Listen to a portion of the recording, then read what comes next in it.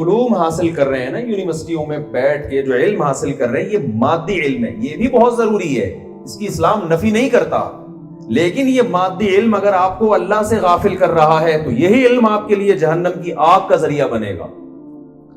اسلام میں علم حاصل کرنے کی اہمیت ہے, چاہے وہ دین کا علم ہو یا دنیا کا علم, لیکن اس علم کی حیثیت کیا ہے وہ میں آپ کے سامنے یوسف علیہ السلام کے واقعے سے سمجھانے کی کوشش کرتا ہوں. یوسف علیہ السلام کو جب مصر کے بادشاہ نے بلایا اور جب حضرت یوسف علیہ السلام نے خواب کی صحیح تعبیر بتائی تو بادشاہ نے آپ کو, یوسف علیہ السلام کو اندازہ ہوا کہ بادشاہ جو ہے نا بھی بہت زیادہ خوش ہے اور مجھے کوئی عہدہ دینا چاہتا ہے. یوسف علیہ السلام یہ کہہ سکتے تھے کہ مجھے آپ مسجد بنا دیں, کیا خیال ہے؟ کہہ سکتے تھے نا, بادشاہ غیر مسلم بادشاہ تھا, آپ مجھے کیا بنا دیں مسجد, میں پیغمبر ہوں اللہ کا, مسجد میں نمازیں ہوں گی, اللہ اللہ کرے گا, مجھے آپ مدرسہ بنا دیں, کہہ سکتے تھے نا. یوسف علیہ السلام نے فرمایا مجھے وزیر خزانہ بنا دیں. یہ مادی علم ہے نا, وزیر خزانے کا علم, اکنامکس کا علم, معیشت کا علم, یہ تو مادی علم ہے نا, یہ کوئی آسمانی علم تو نہیں ہے. لیکن یوسف علیہ السلام یہ پیشکش کر رہے ہیں مجھے کیا بنا دیں, وزیر خزانہ. کیوں؟ انی حفیظ علیم. وزیر خزانہ کے لیے دو صفات کا ہونا ضروری ہے جو کہ آج کل مارکیٹ میں شارٹ چل رہی ہیں. ایک یہ کہ اس کو یہ علم بھی آتا ہو کہ خزانوں میں کتنا اسٹور کیا جاتا ہے, کتنا تقسیم کیا جاتا ہے, تاکہ قحط نہ پڑے ملک میں, اکانومی ملک کی مضبوط ہو. یہ تو بجٹ اسی پہ تو اناؤنس ہوتا ہے نا, تو یہ کوئی بھی ٹماٹر بیچنے والا تو نہیں کر سکتا نا, گورنمنٹ کو مشورہ دے سکتا ہے کہ آپ اتنا اسٹور کریں, اتنا امپورٹ ہو, اتنا ایکسپورٹ ہو, اتنا اسٹور ہو. یہ تین چیزوں کے گرد گھومتا ہے نا. اس کے لیے اکنامکس پڑھی جاتی ہے, بڑے بڑے ماہرین معیشت ہوتے ہیں, ہونے چاہیے, ہوتے ہیں کہ نہیں ہوتے تو اللہ ہی جانتا ہے, لیکن ہونے چاہیے. تو یوسف علیہ السلام نے فرمایا اللہ نے مجھے معیشت کا علم پہلے سے عطا فرمائے معجزاتی طور پر. اللہ یوسف علیہ السلام کو اکنامکس کا ماہر بنایا اللہ رب العزت نے, تاکہ وہ مصر پہ حکومت کر سکے, وزیر خزانہ بن سکے. اور وزیر خزانہ کی دوسری بڑی صفت یہ ہوتی ہے کہ وہ خزانوں کا محافظ ہو. ایسا نہ ہو اس سے بچانے کے لیے 6 آدمی اس پہ بٹھانے پڑے. ہمارے ایک دوست نے جو ہے نا دکان کھولی, اس کی بکروں کے جو چارہ ہوتا ہے نا اور دانا, اس میں جو اور گندم یہ چیزیں, مجھے کہنے لگے کہ اس کو میں پہرے کے لیے بٹھا کے جاتا تھا, کوئی چور وور نہ آئے نا دکان میں. اور یہ کیا کرتا تھا, ایسے نا تھوڑا تھوڑا اٹھا کے کھاتے کھاتے پورے ہفتے میں آدھی بوری کھا جاتا تھا یہ. تو اس کی حفاظت کے لیے ایک اور بندہ بٹھانا پڑا.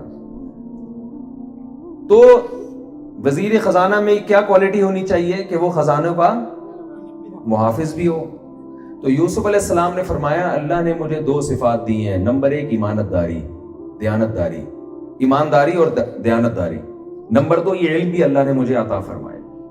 حضرت یوسف علیہ السلام جانتے تھے کہ میں مسجد بنا کے یا مدرسہ بنا کے انسانیت کی اور اللہ کے دین کی اتنی خدمت نہیں کر سکتا جتنی میں وزیر خزانہ بن کے کر سکتا ہوں, کیونکہ آپ کے علم میں یہ بات تھی کہ مصر میں قحط پڑنے والا ہے, مصر کے اثاثے ختم ہونے والے ہیں, تو موسٹ امپورٹنٹ پرسنالٹی جو مصر میں بننے والی ہے وہ وزیر خزانہ ہوگا کہ یہ اس قحط کے دور میں کیسے ملک کو چلا کے دکھاتے ہیں. تو یوسف علیہ السلام نے اللہ سے عہدہ بھی مانگا, اور بادشاہ سے, اور غیر مسلم بادشاہ سے, امانت دار بھی اور دیانت دار بھی. تو یہ تینوں مادی چیزیں ہیں, لیکن اللہ اپنے پیغمبر کو دے رہا ہے, اور اس کے نتیجے میں یوسف علیہ السلام کچھ وقت کے بعد مصر کے بادشاہ بن گئے, اور بنی اسرائیل کی بہت بڑی تعداد مصر میں آباد ہوئی, اور آپ کی روحانی برکتیں صدیوں تک چلتی رہی ہیں مصر میں. اس سے ہمیں کیا سبق ملتا ہے کہ مسجد اور مدرسے کی اہمیت اپنی جگہ, اس کی خدا نخواستہ میں مدرسے سے فارغ ہوں جو آپ کے سامنے بیٹھ کے بات کر رہا ہوں, موٹیویٹ کر رہا ہوں آپ کو, تو مسجد اور مدرسے کی اہمیت اپنی جگہ, لیکن اس کے ساتھ ساتھ اگر آپ نے کوئی انقلابی کام کرنا ہے, کوئی بڑا انقلاب لے کر آنا ہے انسانیت کی خدمت یا اللہ کی رضا کے لیے, تو آپ کو سائنس اور ٹیکنالوجی کے میدان میں آگے نہیں بلکہ بہت زیادہ آگے بڑھنا پڑے گا. اور جب آپ اس نیت سے آگے بڑھیں گے تو یہ مادہ پرستی نہیں کہلائے گی, بلکہ یہ کام پیغمبروں کی سنت کہلائے گی. میں سمجھا پا رہا ہوں اپنی بات کہ نہیں سمجھا پا رہا؟ تو آپ جن علوم سے وابستہ ہیں ان میں دو چیزیں آپ کو دیکھنی ہے. نمبر ایک, کیا یہ علم وہ علم ہے جس سے میں انسانیت کی خدمت بھی کر سکوں؟ آپ اگر فنکار بن رہے ہیں, اداکار بن رہے ہیں, اسلام اس کو اپریشیٹ, یہ کوئی خدمت نہیں ہے انسانیت. تو آپ نے ایسے شعبے کی سلیکشن کرنی ہے جس میں آپ کل انسانیت کی خدمت کر سکیں. دوسری بات, اس میں آپ نے اپنی نیت ٹھیک کرنی ہے, جیسے کہ یوسف علیہ السلام نے اپنی نیت, اور اس کے بدلے میں ان کو دنیا بھی ملی, وزارت ملی, ان کو عہدہ ملا, عزت ملی, دولت ملی, پورا خاندان انہوں نے شفٹ کر لیا مصر میں, گاؤں سے اٹھا کے پورا خاندان آپ کا کہاں آ گیا؟ مصر میں آ گیا, اور بنی اسرائیل پھر مصر میں رہے ہیں. تو ہمارے لائف اسٹائل میں اور غیر مسلم کے لائف اسٹائل میں فرق یہ بڑا ہونا چاہیے کہ ہمیں یہ پتا ہے کہ ہم بنے نہیں ہیں, بلکہ ہمیں کسی نے بنایا ہے. ایک بات, غیر مسلم کو اس سے کوئی بحث نہیں ہے کہ ہم بنے ہیں یا بنائے گئے ہیں. وہ کہتے ہیں there are two types of انسان, ٹھیک ہے نا, انسان کی کتنی قسمیں ہیں؟ دو. کچھ خدا کو مانتے ہیں, کچھ نہیں مانتے, رائے کا اختلاف ہے, کچھ نہیں ہوتا اس سے. اللہ کہتا ہے یہ رائے کا اختلاف چھوٹا نہیں ہے, جو نہیں مانے گا اسے جہنم کی آگ میں پھینکوں گا, اس لیے کہ اتنا بڑا احسان کیا میں نے انسان کو. الم نجعل له عینین ولسانا وشفتین وہدیناہ النجدین, کیا ہم نے دو آنکھیں نہیں بنائی؟ کیا ہم نے زبان نہیں بنائی؟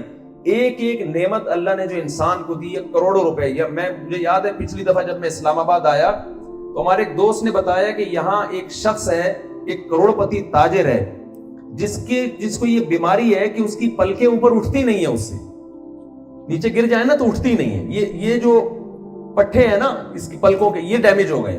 ڈیمیج ہیز بین ڈن ہے, سن رہے ہوں گے آج کل آپ, یہ پٹھے ڈیمیج ہو گئے.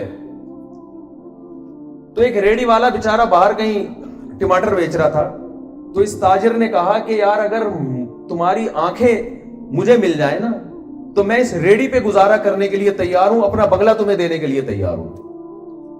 کیسی کیسی اللہ نے انسان کو نعمتیں دی, مگر غیر مسلم اللہ کی نعمتوں کے بارے میں بحث کرنے کے لیے, سوچنے کے لیے تیار نہیں ہے. قرآن بار بار اللہ کا تعارف کرواتا ہے. وَعِبَادُ الرَّحْمَنِ الَّذِينَ يَمْشُونَ عَلَى الْأَرْضِ هَوْنًا, فرمایا رحمان کے بندے وہ ہیں جو رحمان کو مانتے ہیں. ماننے کے اثرات ان کی چال میں آتے ہیں, وہ تکبر والی چال نہیں چلتے. يَبِيتُونَ لِرَبِّهِمْ سُجَّدًا وَقِيَامًا, راتیں سرد قیام میں گزرتی ہیں.